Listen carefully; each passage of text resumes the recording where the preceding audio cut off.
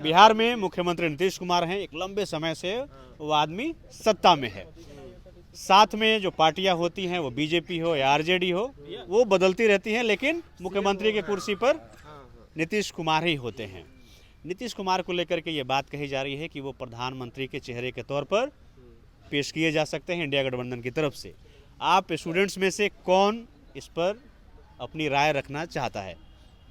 चलिए, देखिए, सबसे बड़ा चीज़ कि नीतीश कुमार जो हैं वो कभी ये नहीं बोले कि हमको प्रधानमंत्री बनना है, या फिर उनके जो हैं कि छुट भैया नेता हैं या फिर जो हैं वही सब ये सब बात बोले हैं। और पहला चीज़, बात जब बिहार की हो रही है तो बात नरेंद्र मोदी की होनी चाहिए कि जब लोकसभा चुनाव 2013 में प्रचार करने बिहार आए थे, पहला रैली जो पटना में हुआ था 27 अक्टूबर 2013 को, तो उस दिन वो शुरुआत जो है बिहार से होती है लोकसभा चुनाव की। लेकिन जब 5G देने की बात होती है, वंदे भारत देने की बात होती है, तो गुजरात से होती है। ये क्यों होता है? बिहार के साथ उपेक्षा हर बार क्यों किया जाता है? और आप तो कहते हैं कि बिहार का बेटा जो है आपका दिल्ली में बैठा हुआ होता है वोट मांगने के लिए, और जब वोट मांगना होता है तो ये आ जाते हैं, तुरंत बिहार आ जाते हैं और 5 साल तक दिखते नहीं है मोदी जी। नीतीश के बारे में और कोई नीतीश के बारे में देखिए, नीतीश कुमार एक शिक्षित मुख्यमंत्री हैं।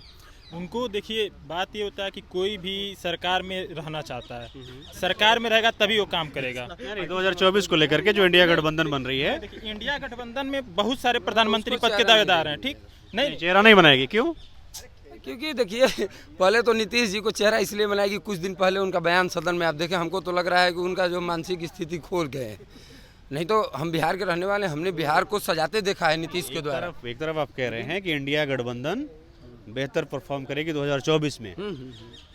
आप इस बात को भी समझते हैं कि नीतीश कुमार का एक अहम रोल है इंडिया गठबंधन में, तमाम पार्टियों को इकट्ठा करने में, और आप नीतीश कुमार को एकदम दरकिनार कर दे रहे हैं। उन्हीं की कुछ दिन पहले के देखिए, कृत्य मनुष्य के जीवन का एक बहुत मौलिक स्तंभ है। धीरे धीरे आप जिस अवस्था में जाते हैं, बढ़ते जाते हैं, बहुत दिन तक रहा प्रभाव आसाराम बापू का, आज स्थिति देख रहे हैं। समस्या यही है। इतने मैं कह रहा हूँ, मैं बिहार से हूँ और बिहार को संजोते हुए हम लोगों ने नीतीश को देखा है।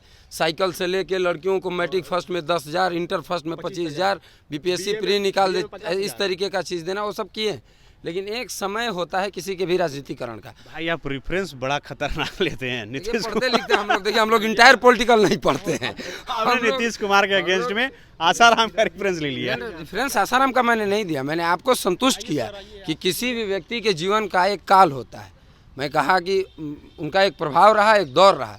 अब उनके साथ जो तेजस्वी है वो बहुत अच्छा मुख्यमंत्री हैं, और तेजस्वी देखिए नौकरी बांट रहे हैं, अग्निवीर नहीं, शुद्ध नौकरी, अग्निवीर नहीं, तेजस्वी। और देखिए दोबारा नौकरी की घोषणा कर लिया। और आपको एक और बात बता दूं, पूरे देश में तेजस्वी एक ऐसा, मैंने अभी की जो वर्तमान बिहार सरकार है इतनी आगे है कि कल परीक्षा हुआ सुबह में प्राइमरी का, और 11 बजे 3 घंटे बाद 4 घंटे बाद आंसर शीट डाउनलोड था, और एक पेपर लीक नहीं, एक सेंटर हाईजेक नहीं। यहाँ तो जो है बढ़िया बढ़िया यूपी दरोगा का हुआ स्थिति आप जान रहे हैं। मैं क्या ही कहूँ, ज़्यादा हमको ट्रोल कर देंगे तो क्या पता घर पे CBI ED लोग भेज दें। समस्या सबसे बड़ी यही है।